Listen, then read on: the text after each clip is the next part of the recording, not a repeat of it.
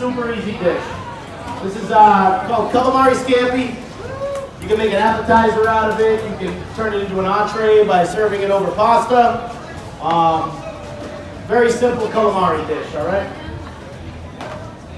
But it all starts with, you know, some good, local, fresh calamari, okay? Which is what the Daily Catch is known for. We've been cleaning calamari for almost 50 years in Boston, all right? We never outsourced it. We never bought a different product. We've always cleaned local calamari here in Boston on the Boston Fish Pier. So, as long as you start with a good local calamari, this dish will come out delicious. So, good calamari starts by buying some fresh, you know, calamari, the local species, and we're going to clean it, all right?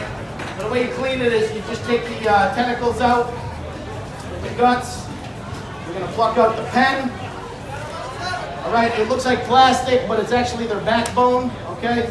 So we got the tube, we got the tentacle, and we got the pen. We're gonna do a couple of them. I'm not gonna sit here and clean this whole thing because I'll be here all night. Very tedious process, but any good calamari dish starts with fresh local calamari. Calamari! Calamari! Now calamari's, calamari! Now, the local species is a migratory species, so it's in our local waters for a very short period of time. You know, it's here typically in May, starts showing up in May, and then it peters out in June or July. You can catch them into the fall a little bit, but it's a very short season.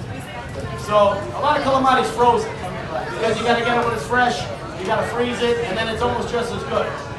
So we're going to clean a little bit. So we took the tentacles out with the guts, we got the tubes, we got the pen, and we got to skin them, all right?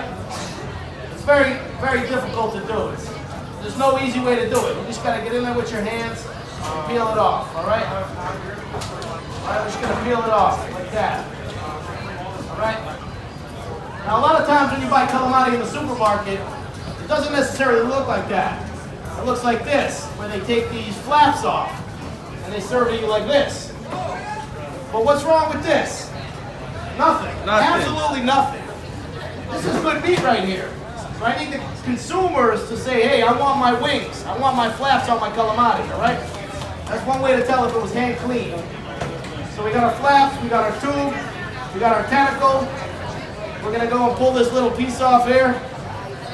I don't know what it's called, but we throw it on there. And we got the tentacles, the eyeballs, and the guts. We're going to go and squeeze the beak out. Okay, that's its mouth. And then we're going to go and use our thumb, and we're going to just kind of pop the eyeballs out, just like that. All right? So as I rinse them, this is the edible part of the squid. Okay, we've got the tube. All right, we've got the tentacles. We've got the wings. I call them flaps. And then we got the little thingy. That's all edible right there, all right? But most calamari that's eaten doesn't use this, and they don't use this. That gets thrown in the garbage. And all they serve is this. What's wrong with this? What's wrong with this? Absolutely nothing. We're going to eat this. All right? So, that's how you clean calamari.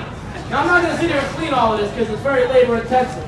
But, by the time you're done, we're going to end up with rings, tentacles, flaps, and little thingies all thrown in there.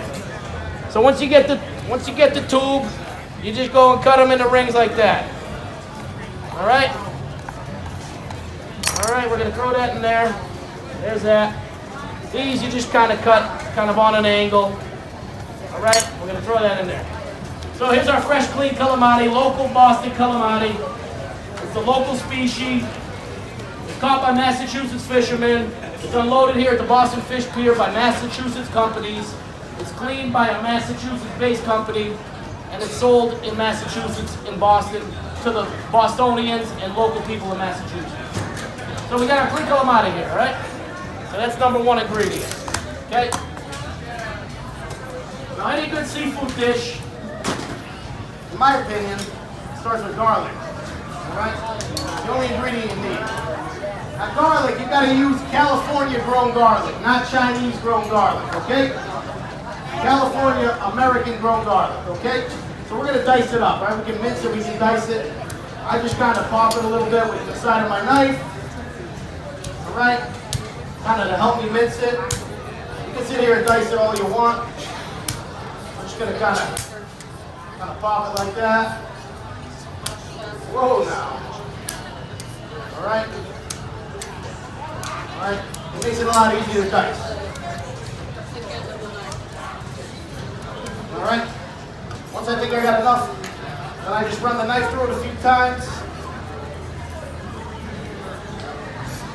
Now the more fine you dice garlic, the more intense the garlic flavor. So like when you roast a whole clove of garlic, you get a really mellow, mild garlic flavor compared to minced garlic, very intense garlic flavor. So the more you cut those cell walls, it releases the essence of the garlic into the dish. And that's kind of why we crushed it, and we're just going to dice it up. Now you don't want any big chunks in there because they're going to be raw as the other stuff burns. So it's very important to get them all, you know, roughly the same size. Okay?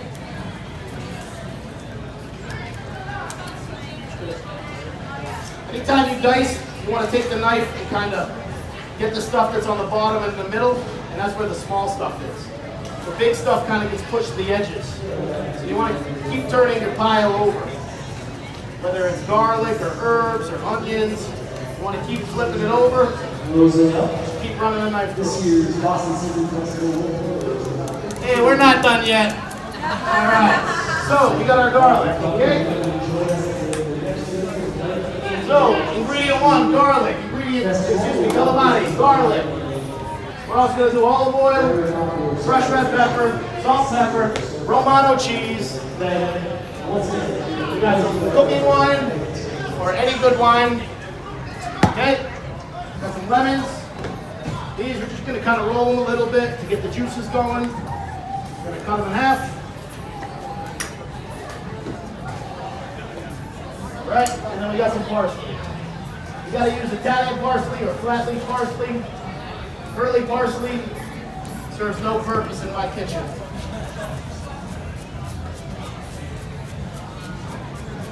So we got our nice Italian parsley right there. Okay, I think we got our mise en place ready. We're ready to go. So we're going to turn this thing on high. I'm not sure I know how to do that. How do I crank this sucker?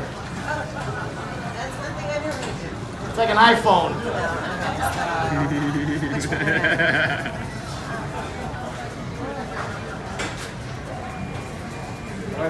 Do I have to enter my password to use this stove or what? What do I All have right, to do? it's all the way up.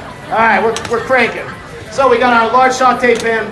Like I said, you can do this dish as an appetizer, or you can do the exact same recipe, cook some pasta on the side, and serve it over pasta as an entree. Or you can throw some vegetables in it, some broccoli, spinach, whatever you feel like cooking, and make a full one-pot meal out of it, all right? So we're gonna get our pot going on high heat. We're gonna take some olive oil, all right? I don't know, enough. Throw our garlic in there. Okay? Now pretty much every time I cook and I put garlic and oil in a pan, I always put some crushed red pepper. Even when I don't want it to be spicy. I just put a pinch, literally a few flakes. And you do that in the oil because the oil is gonna heat up and extract the flavors and the oil and the aroma of that crushed pepper. And it's gonna give the dish a little bit of depth and complexity without adding heat. If I wanted to make it spicy, I could add a lot more. But you add just a pinch and you're gonna get some good flavor in there without making it spicy. So, we got our oil and garlic in there. We're gonna throw some black pepper for the same exact reason. All right, we'll throw some salt in there so I don't forget. And we're gonna let this kind of get cooking. It's very important to cook this garlic and let it really brown up. Okay? Now in the meantime, I'm gonna get my butter ready. Good old butter.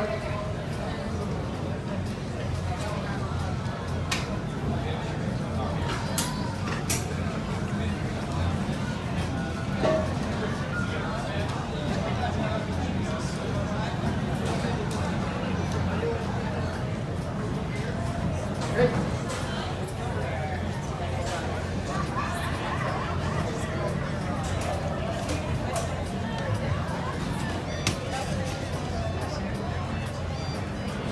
like I was saying, you want to let this garlic really start to brown. Hopefully it doesn't take 20 minutes. So if there's anything you take out of this, is put crushed pepper every time you saute onion and garlic. Just a pinch. Just a pinch. Your food will be elevated.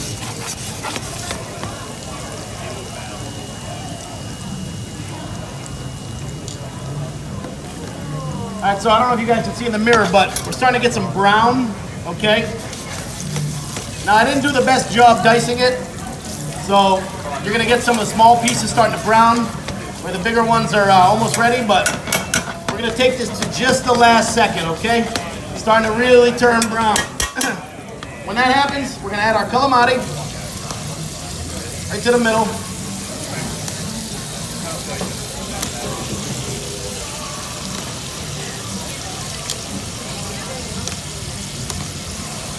All right.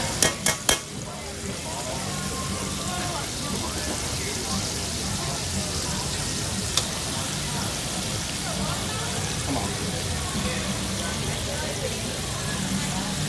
Now we're going to take our white wine. We're going to just take a sip out of it. All right, we're done with the white wine. We're going to deglaze the pan, okay? And this is going to stop that garlic from burning. We're not going to put too much because the calamari is going to give off a lot of liquid. You know, if we put a lot of wine, the wine won't burn off. We'll have like a raw wine taste, and the sauce will be a little loose. So we're going to just kind of put our thumb on it. We're just going to go around the rim just a little bit, okay? Usually at the restaurant, that's when it flames up and we shake it and you know, you're really cooking. But I'm going to just kind of stir it in now. We're going to add our lemon, fresh squeezed lemon. All right, we're going to squeeze it into our hand so that we don't get any seeds. Okay, there's one. There's two.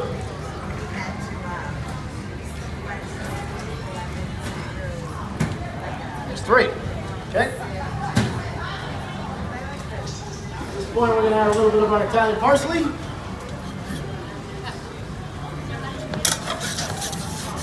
Now you don't want to overcook calamari, all right? You don't want to overcook it.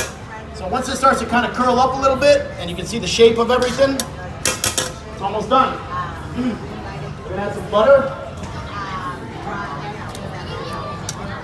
Just gonna kind of melt that butter in.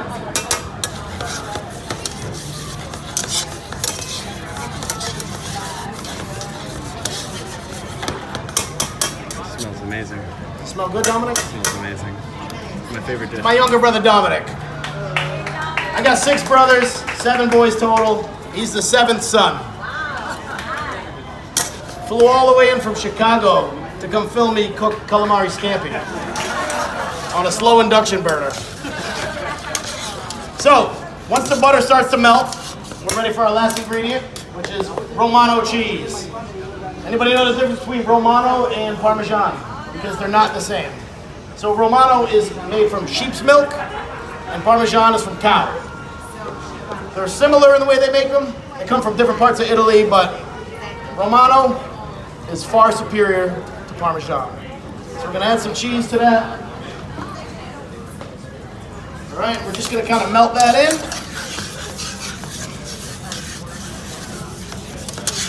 And this dish is done.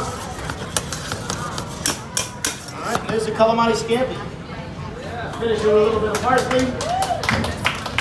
All right, there it is. All right, come on.